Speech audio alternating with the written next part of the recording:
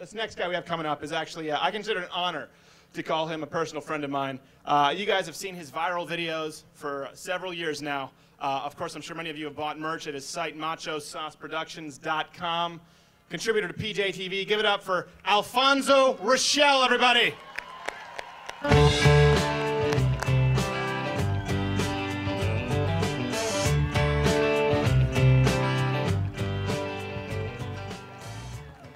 How y'all doing? Good to see you, good to see you. That was my workout for today, stepping up on this podium. I'm trying to get my exercise with it. All right, oh, this is great. I'm so glad to see all of you. I'm so glad to be here. Now, oh, Alphonzo loves you back. Yeah, thank you, thank you. Now, look here. Anybody who knows me knows that I am not fond of giving speeches. It's not my thing, but I am certainly glad to be invited to do a speech, and I appreciate y'all appreciation of some of my work. And but personally, I really appreciate all of y'all's work. I think all of y'all should come up here right now and give a speech yourselves. So look here, I've got my notes. I should be able to do this. And this thing is tall. Let me lift this thing down a little bit. I think I can stand on my tippy toes. Somebody told me a little bit earlier that you're a lot taller on TV or whichever. I didn't know if that was funny or not. All right, let me let this down a little bit. I should be able to get this, because I got my notes. I got my notes right here. And I know it really looks like, when a person gives a speech without any notes, it really looks like it comes from the heart. But, if it makes any difference to y'all, when I wrote these notes, they really did come from the heart. So I should be able to do this. Now, we all understand why we're here, although liberals like Janine Garofalo and Keith Olbermann think that we don't. But I say, if they're the real experts on what the Tea Party is all about, they'd be here with us too. Because today, this is a similar situation worthy of revolt. Instead of being fed up with taxation without representation, today we're fed up with taxation with misrepresentation. So the liberal government has awakened a sleeping giant. Now I'm going to be a party pooper. But I have to ask, why was the giant sleeping? Evil never sleeps, and neither should we. And I needs my beauty sleep, y'all. But we got to take watch on this. We got to take turns on watch. The sleeping giant has been awakened does not sound like a battle cry to me. It sounds more like an admission that we've been asleep at the wheel. We've been asleep, and we've been awakened to liberals taking over the country. It's like waking up and turning on the lights and seeing that a bunch of roaches have taken over your house. But we can't be totally mad at the roaches. Because if we got a house full of roaches, that means we've been a little lax on our housework. But the truth is, y'all, it's not that we've really been sleeping. We've been working. And while you've been at work, there's been a culture and a government scheming to get more of what you work for. We got to clean this problem up. Now, in cleaning this house, I have an approach I'd like to share with y'all. Now, I'll be the first to admit that America is in a bit of a mess. But the things the liberals don't seem to understand is that you can't clean up a mess by trashing it. Now, on the right, we know we got a mess in the House of America. Do we curse the House of America? No. We give thanks for the house that we live in. We give thanks for this republic that is built with the principles that have enabled us to be given far more to the rest of the world than we have taken. No other country in this earth has given more of its time, its money, or its blood in the exchange of freedom than the United States of America has.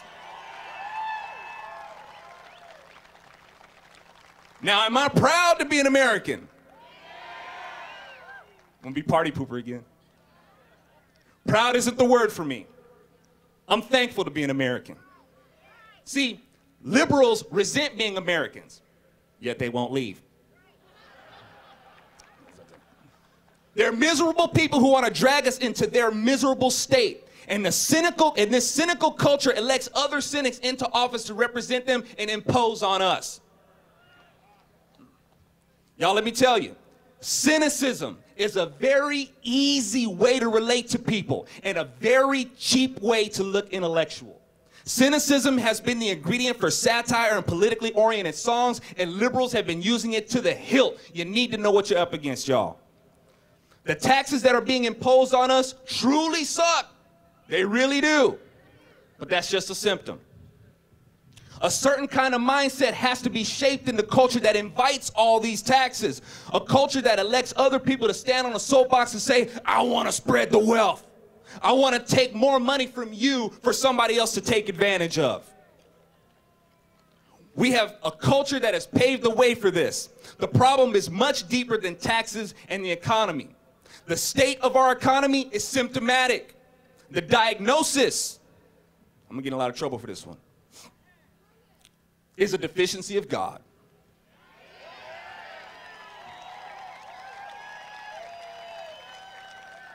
I thought y'all might be too sophisticated for that one, you know, but okay, let's roll with that. Here we go. Come on, man, what's believing in God got to do with the economy? Okay, let me lay this on you. On our money, it says, in God we trust, right? Now, when you look at your money or your lack of money, that's not what you're supposed to be looking at. God is what you're supposed to be looking at. Your security is not in your money.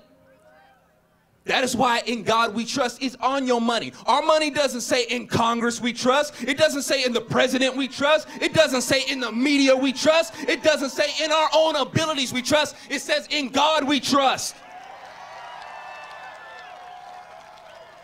Money is something that we want to see all the time. It's the best thing to put that little reminder on. In God we trust. To remind you that your security is beyond your money. It's God, the one who endowed you with the abilities to earn the money in the first place. I'm glad y'all aren't too sophisticated for that.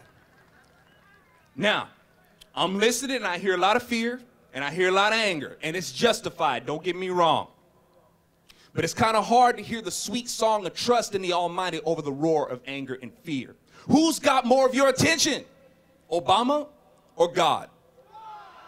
I hope so. Let's put that to work then. Now, the politicians that are in office that need to be replaced are not the root of the problem.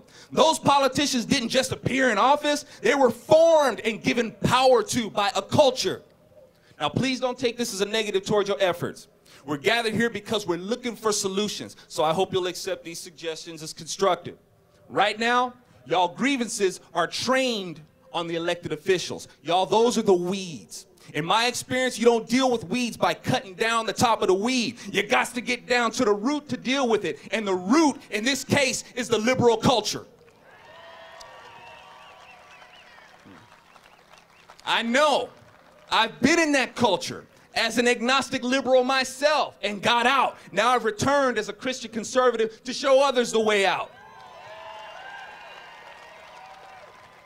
Part of my assignment is to be part of breaking the spell of liberalism that's over too many of the American people. One of the spells that needs to be broken is the spell of prejudice the left has cast against you. Now, how's that for irony?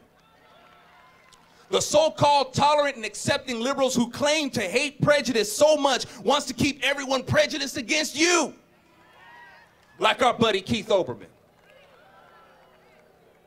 Keith Olbermann says you don't see any black faces at the Tea Party. Black faces? Well, lordy law, Master Olbermann, I reckon if you're comfortable enough to refer to us Negro folk as black faces, I reckon you should feel comfortable enough to show up here in black faces and set the record straight, Master Olbermann.